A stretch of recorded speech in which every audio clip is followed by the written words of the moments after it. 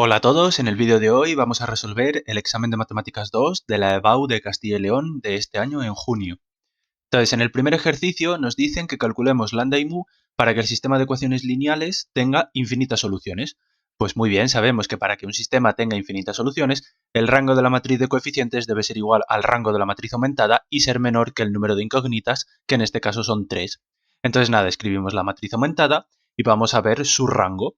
Entonces, a partir de esta matriz podemos ver que la matriz de coeficientes, que sería esta 3 por 3 que tenemos aquí, tiene seguro rango 1 porque este número, por ejemplo, el número 1 es distinto de 0. Ahora, para comprobar si su rango es 2, podemos coger esta submatriz 2 por 2 señalada en azul que tenemos aquí y calcular su determinante.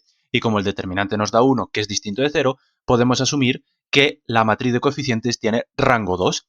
Muy bien, lo que queremos ahora es que la matriz tenga rango menor que 3, es decir, lo que necesitamos es que el determinante de la matriz de coeficientes sea igual a 0. Pues cogemos la matriz de coeficientes, hacemos su determinante, nos queda 2 lambda por 1 menos lambda y esto tiene que ser igual a 0, de donde salen dos posibilidades, que lambda sea igual a 0 o que lambda sea igual a 1. Muy bien, ahora lo que necesitamos es que el rango de la matriz aumentada también sea menor que 3. Es decir, queremos encontrar una submatriz 3 por 3 aquí, cuyo determinante sea igual a 0 y como necesitamos calcular el valor de mu, pues vamos a hacer que una fila de esa matriz sea la de los términos independientes mu 1 menos 1. Entonces, por ejemplo, podemos coger esta matriz de aquí, calculamos su determinante y nos quedaría que sería menos 2 más 2 lambda más lambda por mu igual a 0. Pero aquí tenemos dos posibilidades, ¿no? Dependiendo de si lambda vale 0 o vale 1. Si ponemos que lambda vale 0, nos quedaría pues menos 2 más 0 igual a 0, es decir, nos quedaría menos 2 más 0 y esto evidentemente es absurdo, por lo tanto la solución lambda igual a 0 no es válida. Y si colocamos aquí lambda igual a 1, pues nos quedaría menos 2 más 2, 0, más mu igual a 0, es decir, nos queda mu igual a 0 y esto sí es válido. Por lo tanto, la solución de este ejercicio es que lambda es igual a 1 y mu es igual a 0. En el siguiente ejercicio nos dicen que dadas las matrices A, B y C, calcular los valores de X y Z para que el producto A por B sea igual a C a la menos 1, que es la inversa de la matriz C. Bueno, pues la matriz C tiene inversa, sí, porque es cuadrada y además su determinante es distinto de 0 y en concreto, si calculamos este determinante, pues vale 1. Muy bien, ¿cómo se calcula la matriz inversa? Pues la matriz inversa es calcular la matriz adjunta y transponerla y dividir por el determinante. Entonces, nada, os calculáis la matriz adjunta, que nos quedaría la 2, 1, 1, 1 y la traspuesta de esta pues es la misma, ¿no? Por lo tanto, como el determinante es 1, la matriz inversa de C es la 2, 1, 1, 1. Ahora lo que tenemos que hacer es el producto A por B e igualarlo a C a la menos 1. Entonces nada, hacemos el producto A por B y nos queda esta matriz de aquí y esta tiene que ser igual a la 2, 1, 1, 1. Entonces de aquí pues vemos que tenemos tres ecuaciones, ¿no?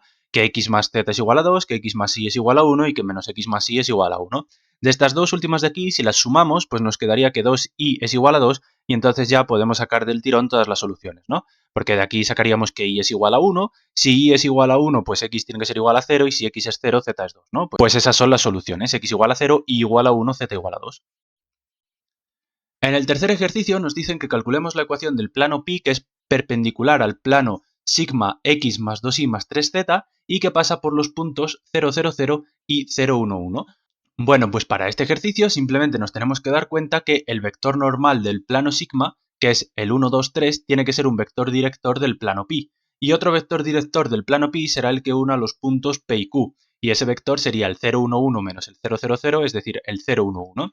Entonces ahora para calcular la ecuación del plano pi es simplemente hacer este determinante. Entonces hacemos este determinante y nos quedaría menos x menos y más z igual a 0, es decir, que el plano pi es el x más y menos z igual a 0.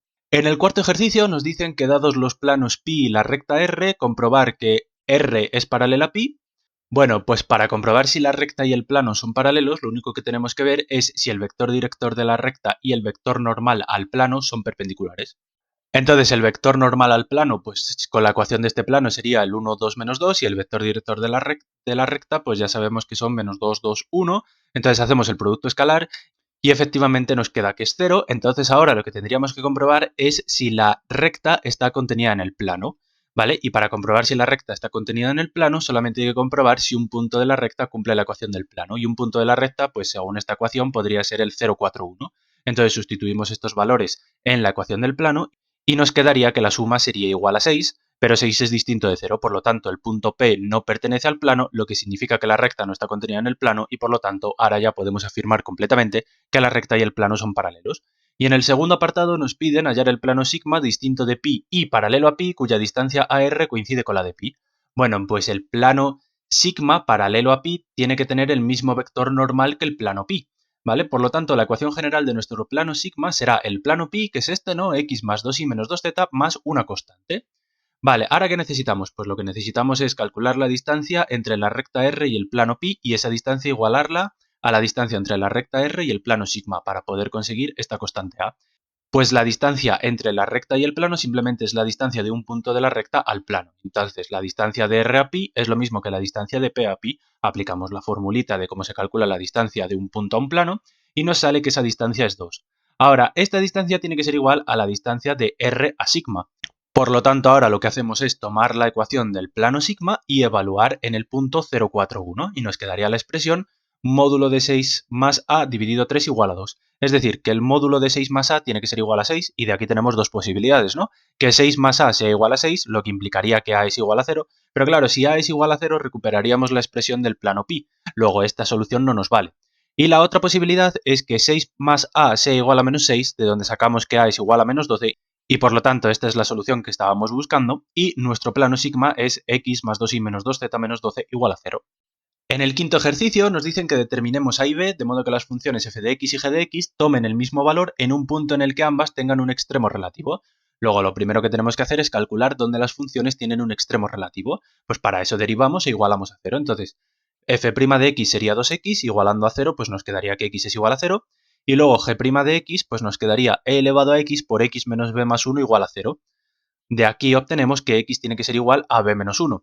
En el enunciado nos dicen que las funciones tienen que tener un extremo relativo en el mismo punto, lo que significa que b menos 1 tiene que ser igual a 0, ¿no? Simplemente es igualar estos dos puntos, y de aquí sacamos que b es igual a 1. Y la otra condición que nos dan es que las funciones tienen que tomar el mismo valor en el punto donde tienen un extremo relativo. Eso significa que f de 0 tiene que ser igual a g de b a la menos 1, entonces sustituimos en las expresiones y nos quedaría que menos a es igual a menos e elevado a b menos 1, pero teniendo en cuenta que b es igual a 1, pues nos quedaría que a es igual a 1. Luego estas son las soluciones, a igual a 1, b igual a 1.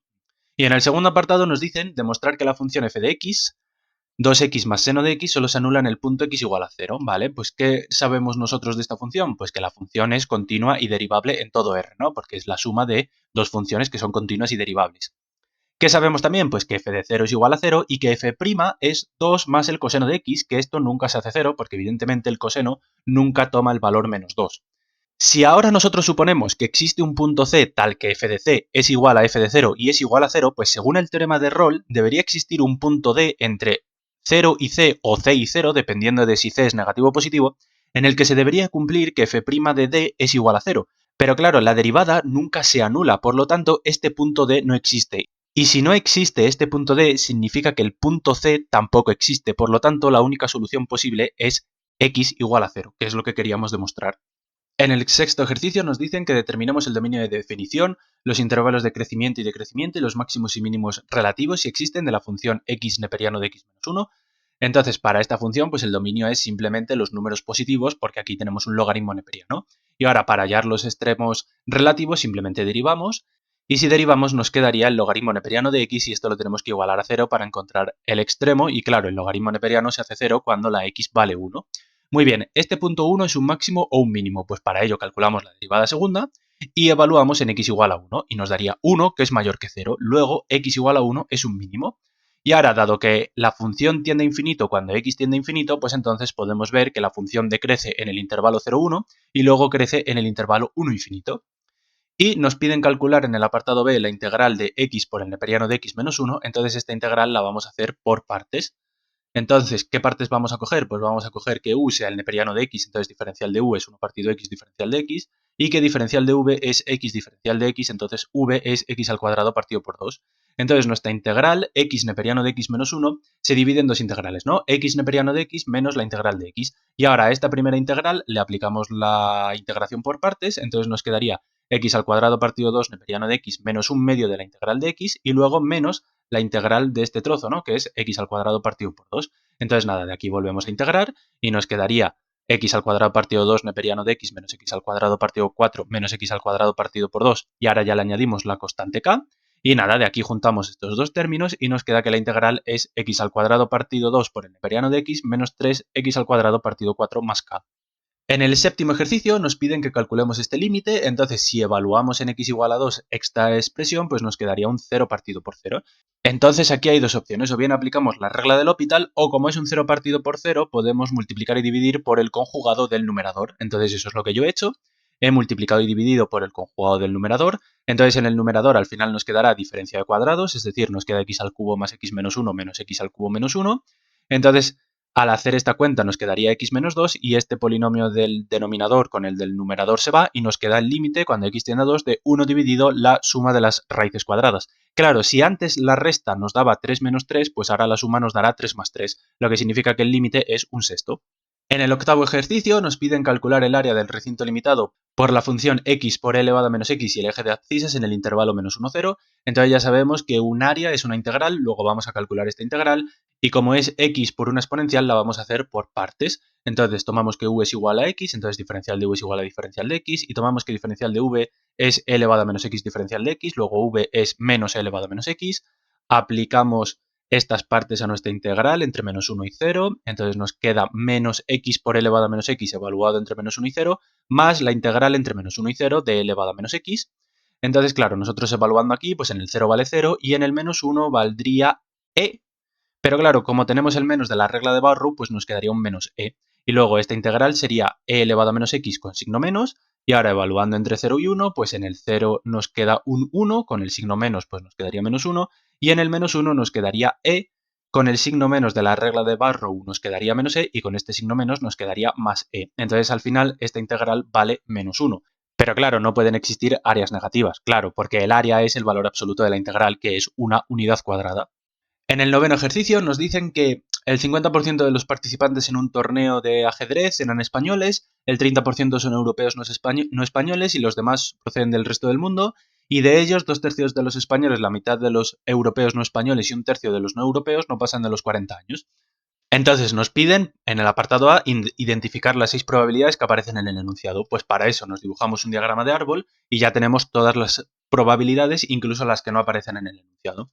Entonces, ¿qué tendríamos? Pues los españoles son la mitad de los participantes, los europeos el 30% y los extranjeros o los del resto del mundo el 20%. Ahora de los españoles 2/3 no pasan de 40, 1/3 pasa de 40, de los europeos la mitad no pasan de 40, la otra mitad sí pasa de 40, y de los del resto del mundo, 1/3 no pasa de 40 y 2/3 sí pasan de 40. En el segundo apartado nos dicen que si se selecciona un participante al azar, ¿cuál es la probabilidad de que no tenga más de 40 años? Pues la probabilidad de no tener más de 40 años es la probabilidad de ser español y no tener 40 años, más la probabilidad de ser europeo y no tener 40 años, y la probabilidad de venir del resto del mundo y no tener 40 años. Entonces esto es simplemente multiplicar las probabilidades que tenemos en azul para cada caso y sumarlas, ¿no? Entonces nos da 0,55, es decir, el 55%. Y después en el apartado C nos dicen, si se elige al azar un participante del torneo y no tiene más de 40 años, ¿cuál es la probabilidad de que sea español? Pues lo que tenemos que calcular es la probabilidad de ser español si no se tiene más de 40 años, que esto es aplicar el teorema de Bayes, ¿no? Y entonces esa probabilidad sería la probabilidad de ser español por la probabilidad de no tener 40 años siendo español dividido la probabilidad de no tener 40 años en general. Entonces ponemos los numeritos y nos quedaría una probabilidad del 60,6%. Y finalmente, en el último ejercicio, nos dicen que si lanzamos al mismo tiempo dos dados idénticos y del tipo usual, ¿cuál es la probabilidad de que la suma de las puntuaciones obtenidas en los dos dados coincida con la suma más frecuente? Entonces, para ello lo que vamos a hacer va a ser construir una tabla con todas las posibles combinaciones que tenemos al tirar los dos dados. Y en esa tabla vamos a ver qué suma nos darían esas combinaciones. Entonces, la tabla sería esta, ¿no? Entonces, aquí tenemos los números que tiene un dado, los números que tiene el otro dado, y ahora las posibles combinaciones que tengo, ¿no? Por ejemplo, yo puedo sacar un 1 con los dos dados, entonces la suma me daría 2, puedo sacar un 1 en un dado y un 2 con el otro dado, entonces la suma me daría 3, y entonces así lo vamos haciendo sucesivamente hasta rellenar toda esta tabla. Entonces vemos que tenemos aquí 36 sumas posibles. Entonces, como los dados son iguales e idénticos, todas estas sumas tienen la misma probabilidad, que como son 36, pues la probabilidad de cada una sería 1 dividido 36. ¿Y la suma más frecuente cuál es? Pues la que aparezca más veces, ¿no? Y la que aparece más veces, si nos damos cuenta, es el 7. Luego, ¿cuál es la probabilidad de que al lanzar los dos dados yo obtenga un 7? Pues si el 7 sale 6 veces, la probabilidad de obtener un 7 será 6 dividido 36. Y hasta aquí el examen de Matemáticas 2. Espero que los ejercicios que escogieseis en el examen os hayan salido bien, que os haya servido de ayuda y nos vemos dentro de unos días con un nuevo vídeo.